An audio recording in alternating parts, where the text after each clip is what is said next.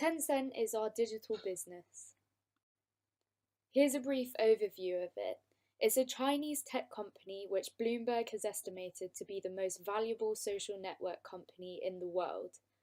Less than 2 weeks ago, they announced plans to create a new division to focus on services such as cloud computing, and 60% of their employees are R&D staff. We will concentrate on Tencent's WeChat for this presentation. Founded in 2011, WeChat already has over 1.04 billion users around the world. The innovative aspect of WeChat is that it's capable of doing what you'd usually need 19 different apps to do. WeChat has 1.04 billion monthly active users, 86.2% of which are aged from 18 to 35. Although younger people are the biggest WeChat users, people over the age of 60 rely on WeChat more than any other apps available to do similar tasks.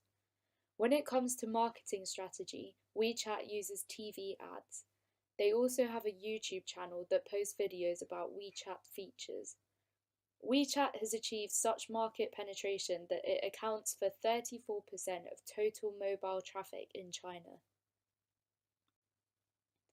Tencent has several main competitors in the Asian market, notably Alibaba, Baidu, and NetEase.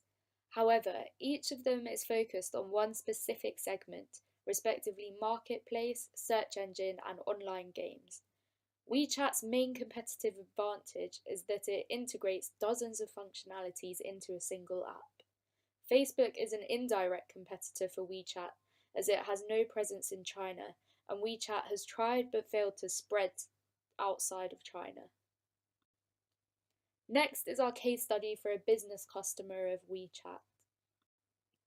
This is the case we picked for WeChat's business customer.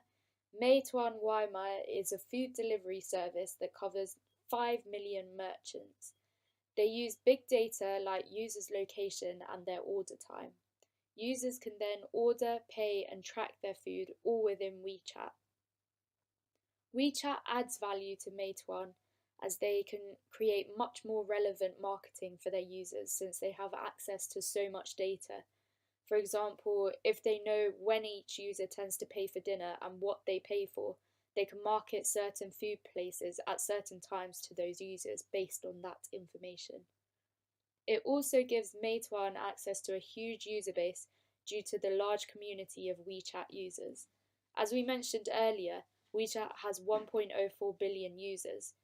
Meituan launched 9 years ago, and user growth has been fairly slow, but since having a platform on WeChat, their active users increased by about 200 million. Lastly, the enterprise account can help improve Meituan's internal efficiency by aiding communication at work and thus helping work relationships. All the value added differentiates Meituan from its competitors LME and Baidu Waimai.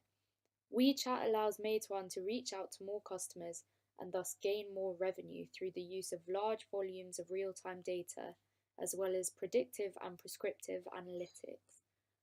The sum of the market share of these two companies is less than the market share of Meituan.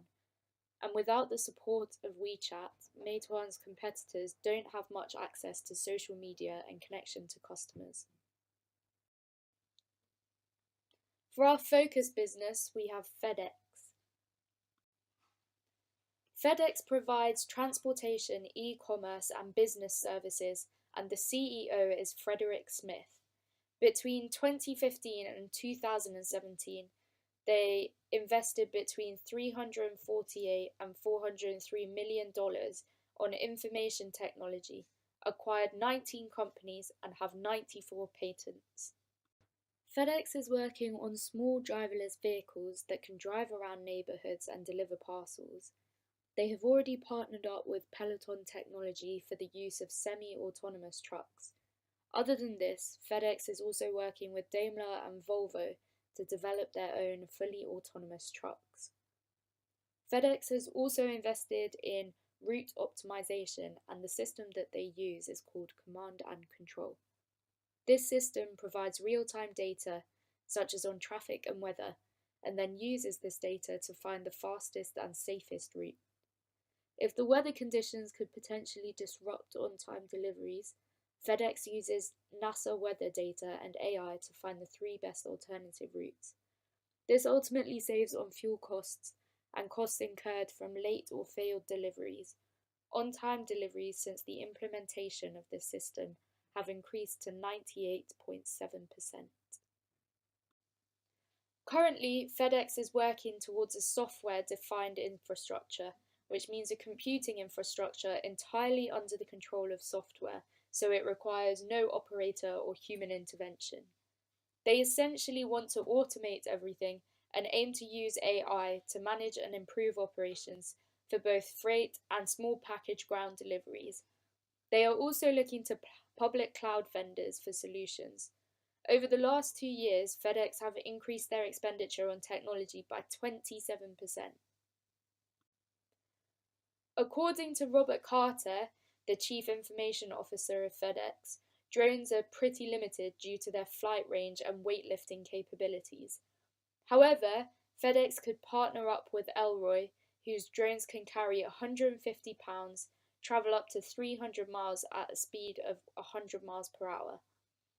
We'll provide more details on the impact of this partnership in a moment. Other recommendations include acquiring more technology-oriented companies and invest more in research and development. As you can see from the quid graph on the right, there was a significant patent slowdown in 2017 to 2018. If implemented successfully, this partnership could save 10 miles of driving distance per truck on inefficient routes, according to Elroy. McKinsey predicts that a 40% saving in delivery costs would translate into a 15 to 20 percentage point increase in profit margin.